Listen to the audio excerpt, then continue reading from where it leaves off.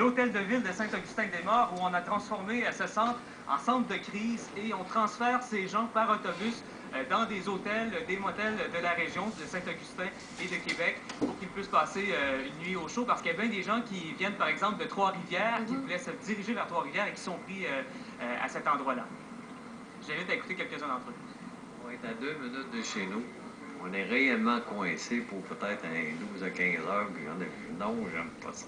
Ils vont faire embarquer des passagers juste rendus ici parce qu'il y avait plein de chars dans le champ, puis sur le bord de la route partout, puis ça, puis tout ça. Ouais, quand on a commencé à en avoir 2-3 sur le bord de l'autoroute, là, on a dit on va arrêter nous autres aussi, là. Puis on voyait plus rien, là. En arrière non plus, ça voyait plus rien. Donc, plusieurs personnes qui nous ont dit qu'ils n'avaient jamais vu ça ici, une tempête de ce genre à Québec, des vents violents et tout ça, ça va se prolonger jusqu'à demain matin. Donc, demain, là, prudence sur les routes, c'est à éviter même certains tronçons routiers. Oui, et on le voit bien avec le vent derrière vous. Courez, vous couvrir. Merci beaucoup, Jean-Raphaël. Oui, on va aller au chaud. Au revoir. Bye bye. Alors, conditions routières difficiles, on fait le point avec le porte-parole de Transport Québec, M. Yves Kiroir, conjoint au bout du fil. M. Kiroir, bonsoir. Oui, bonsoir. Alors, quelles sont les régions les plus problématiques en ce moment? Bon, on vient d'en parler, c'est la grande région de Québec. Si on résume les routes importantes fermées, il y a la 20 la 132 entre Montmagny et Lévis, la route 138 dans Charlevoix, plusieurs routes secondaires dans Bellechasse et dans la Beauce, qui est comme la 173 et la 73 qui sont fermées. Il y a aussi la grande région des Laurentides-la-Naudière. Il y a beaucoup de routes de fermées, dont la plus importante, l'autoroute des Laurentides, en direction nord et sud, entre les kilomètres 29 et 43. Ça, c'est à peu près entre Saint-Jérôme et Blainville. OK. Puis pour la grande région métropolitaine, qu'est-ce que ça dit en ce moment? Bon, grande région métropolitaine, hormis ce que je viens de parler des Laurentides, c'est enneigé, la visibilité passable, même réduite à nulle.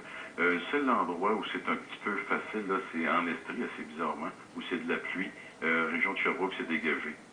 D'accord. L'Outaouais, la BTB, qu'est-ce que ça dit ce soir? Bon, l'Outaouais, c'est enneigé, visibilité réduite à nulle. Et pour ce qui est de la BTB-Témiscamingue, dans l'ensemble, c'est soit dégagé ou enneigé par endroits, ne sont pas du tout touchés par la tempête qui touche la vallée du Saint-Laurent. Bon. Vos équipes sont à pied d'œuvre ce soir? Oui, ça lâche pas, puis je pense qu'ils vont passer une longue nuit. Voilà. Yves Kiroir de Transport Québec, merci à vous. OK, au revoir. Au revoir. Alors, on va aller voir Patricia tout de suite. Patricia, on peut dire que c'est la tempête la plus violente de l'hiver? OK.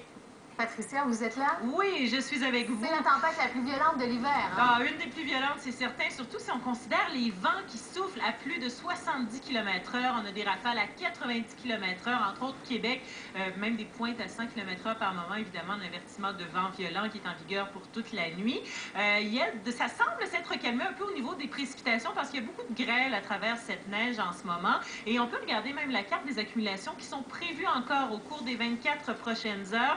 Et ça peut être peut-être un peu moins que les chiffres que vous allez voir, puisque justement, il semble y avoir beaucoup de grêle et que, bon, évidemment, en grêle, ça s'accumule moins. Mais quand même, on parle de, sinon, 2-3 cm à l'heure pour un total de 18 à Montréal, 26 encore à Québec, 29 du côté de la Gaspésie, le système qui se déplace donc toujours en direction est. Alors, les régions de l'Est seront touchées un petit peu plus tard cette nuit, mais tout ça devrait cesser en matinée. Bon, on s'en parle tantôt pour les détails pour chacune des régions. Merci, Patricia.